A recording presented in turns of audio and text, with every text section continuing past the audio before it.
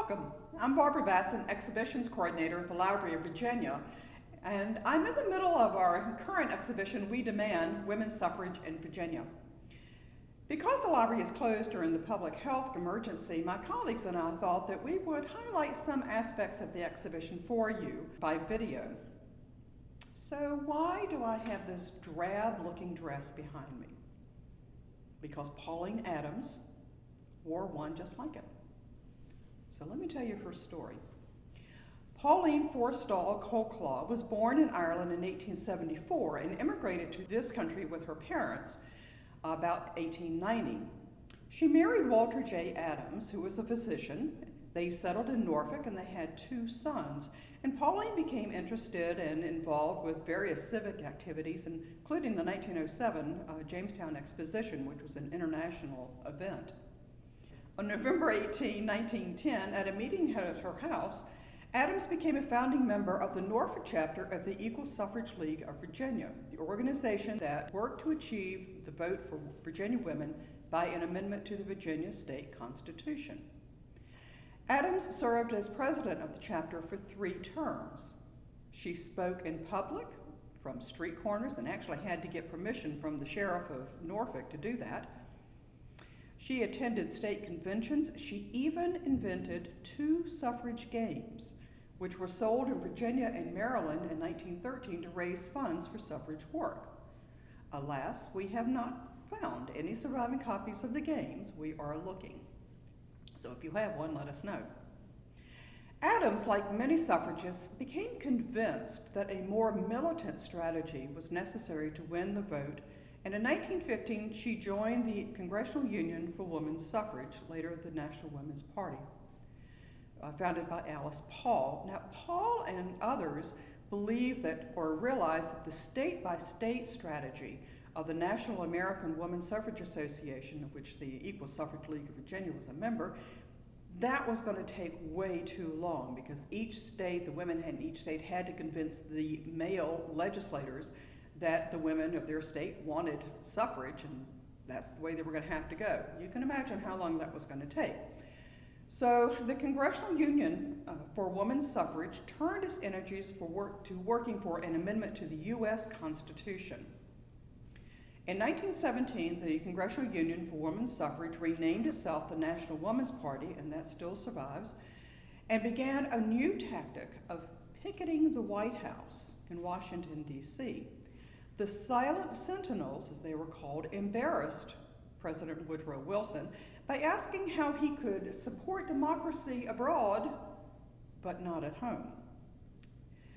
When the United States entered World War I in 1917, the pickets continued their silent and nonviolent protests outside the White House. The National American Woman Suffrage Association and the Equal Suffrage League of Virginia condemned them as being unpatriotic, even though many of the women did support war efforts in their localities.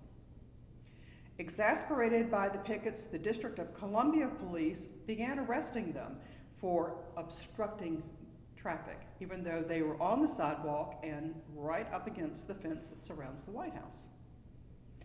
Adams was an eager protester. And on August 24th, August 29th, and then again on September 17th, she was arrested.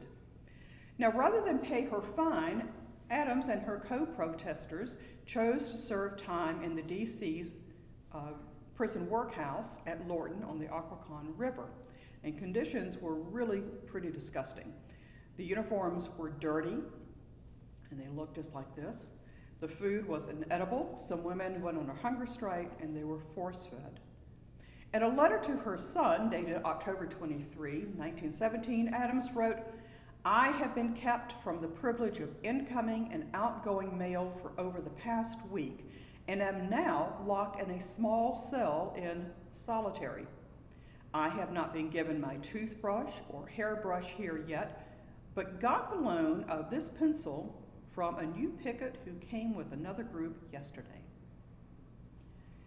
In March 1919, the National Woman's Party tapped Adams to join about 25 other former prisoners for a cross-country trip to rouse support for the amendment, the Susan B. Anthony Amendment, then in the U.S. Congress.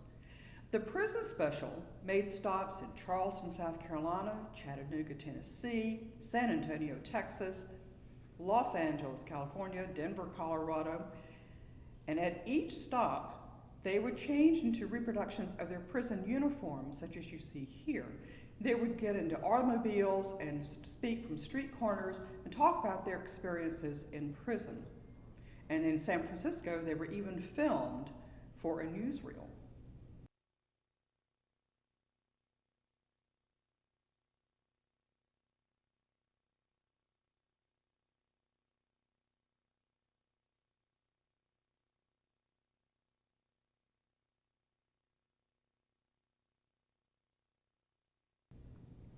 After the 19th Amendment was ratified in August 1920, Adams continued to participate in civic affairs.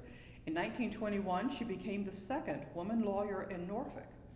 She ran for the Norfolk City Council, she lost, and she worked for the campaign of Sarah Lee Fain, who in 1923 became one of two first women elected to the Virginia General Assembly. I imagine that Pauline Adams was a feisty person who had no trouble stating her opinions.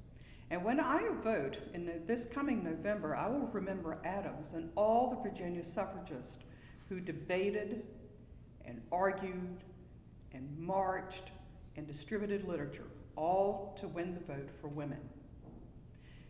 Thanks for joining me today. For more information, visit our website, edu.lva.virginia.gov/we-demand. And I hope you will visit the exhibition when the library reopens later this summer. Thanks.